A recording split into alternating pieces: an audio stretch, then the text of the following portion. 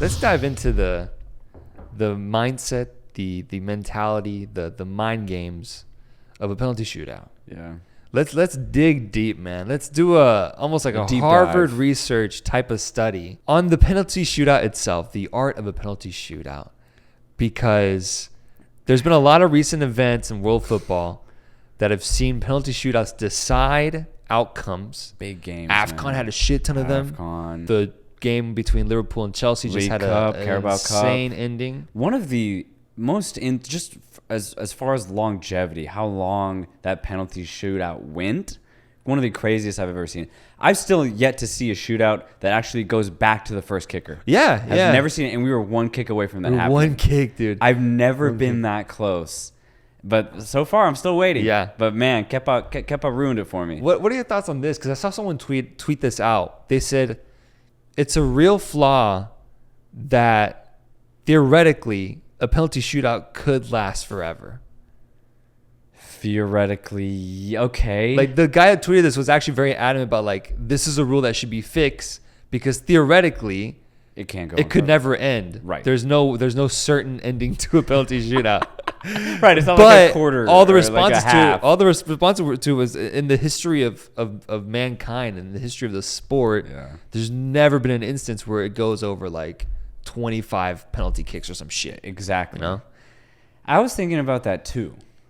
But I was taking a different approach. I was wondering, do I even like penalties in the first place? Because I remember as a kid, I loved penalty shootouts because they were rare. They only happen in these knockout situations, and the drama was just so high. And I always loved them. But as I've grown, it's not that I hate them anymore. I'm just almost ruining to see a penalty shootout now. Yeah. Because I'm just like, damn, this is such a harsh way to go out. Yeah. You know, I have that adult perspective where I see, these players just work their ass off throughout the whole season. They come to this situation, and it has to end in a penalty shootout. And ultimately, it came down to I don't think there's any other way to settle a game. Because think about it. 90 minutes of regulation football is played. And if it's still tight after that, FIFA decides 30 more minutes. 30. A third of a regular time game. Which is insane. Yeah, insane. You think about, other sports, basketball, for example, they just tack on 5 minutes. Yeah. That's it. And then they decide if there's a winner after those 5 minutes. They tack on 30 more minutes. At the end of it, we have 2, not 1, not 1.5, 2 full hours of football played. If there's not a winner after 120 minutes of football, then let's go lottery, man. Yeah. Let's go lottery. Let's go penalty shootout. For me, it's the only way to end it after extra time. I love it. But when it comes down to the mentality, this is where it just gets so harsh because as a football player, you're not asked to be good at penalties. It's almost just kind of assumed, like if you're a striker, hopefully he can make these pens. Right, yeah. Yeah. Or, if you're a winger, if you're a midfielder, you're going to be good on the ball. You'll theoretically have better odds than, let's say, a defender or a defensive midfielder. But still, when you sign the contract to play for that team, being good at penalties is not one of the stipulations to be on that starting 11. And yet, some of the biggest games are decided by how good you can take a penalty. Yeah. Which is insane. Yeah. And I was thinking about it, I was like, dude, no other sport puts a player on blast like that. No other sport exposes that says... calls out your flaws the way that a penalty shootout does. Because here's the thing. Think about Kepa. As much as it's easy to make fun of him, think about it. What it came down to was Chelsea, the fans, the executives, the coaching staff, his fellow teammates. It came down to asking him, hey, Kepa, man, we need you to make this pen. We need That's you what to the score. title comes down to is that. Yeah. We know you're not ever asked to do this, but right now, we need you to make this.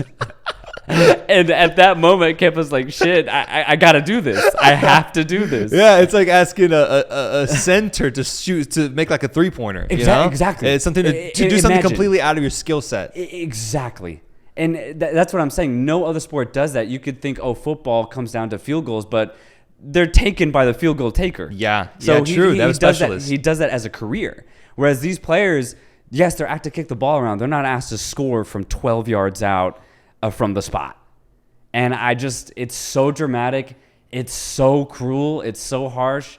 But at the end of the day, I love it. But I can't imagine the mentality that it takes to just step up, knowing what's on the line, and just picking your spot. Yeah. And that's where it gets tricky for me, because with that idea in mind, with how much of a lottery an actual penalty shootout is, I do wonder how much can a coach impact the outcome of a penalty shootout? How much of what kind of role can a coach actually play, in the sense of, this popular move that we've seen in recent times of the goalkeeper being switched out prior to the penalty shootout happening, wearing the jersey of one of the teams that suffered the effects of this. I've never thought that coaching tactics could come into play until 2014 when Costa Rica played the Netherlands. Tim Krul comes on and he just gets in Costa Ricans' head, and he's still in there. He's still in the heads of Costa Rica, just living rent free. Yeah. And from that point on, I was like, damn, like maybe there are tactics for the coach can influence, whether it's goalkeeper change, order. Does Salah shoot first? Does he shoot last? Yeah. Who makes those decisions? A big one last summer, Southgate, choosing so many young players to step up and take it. He took the blame for that, and he was okay with taking that, but it was his decision. So I think coaches definitely can influence it, because, they choose the order, or at least they have an influence on it, and, they can change the goalkeeper out.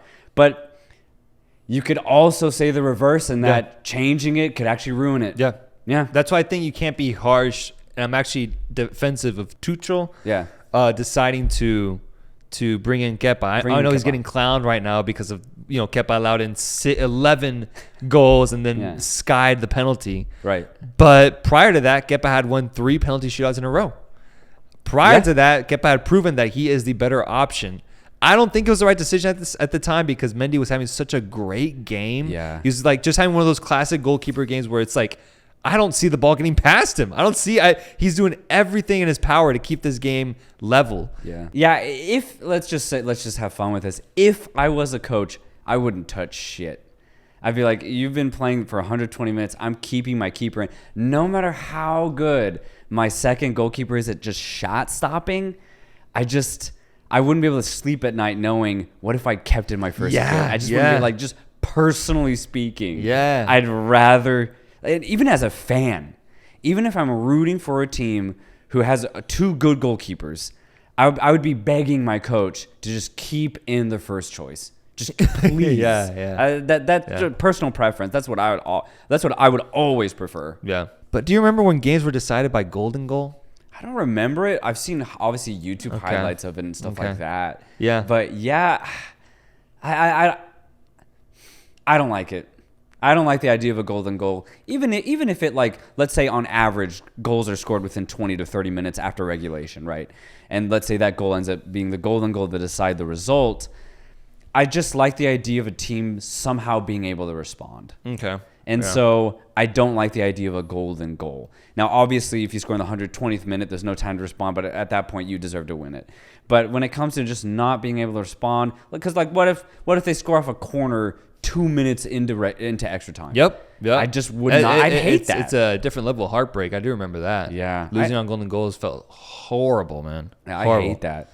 I remember seeing, apparently this was true. Obviously, I wasn't really conscious at the time, but the MLS back then used to do hockey-style penalties where they would run up with the ball, dribble, and the keeper, I think he had the choice to, like, run out and, like, try and get them, or he could stay back. Like, what a bizarre, what a bizarre scene. I don't love that in the sense of applying that to the whole sport of soccer, but I do love that with, like, just happening in one league. Like one league, that could be fun. That'd be intriguing, man. Really just I would fun watch to that see. league's playoffs in the hopes that would happen. Yeah, and honestly, just because it'd be so, rare.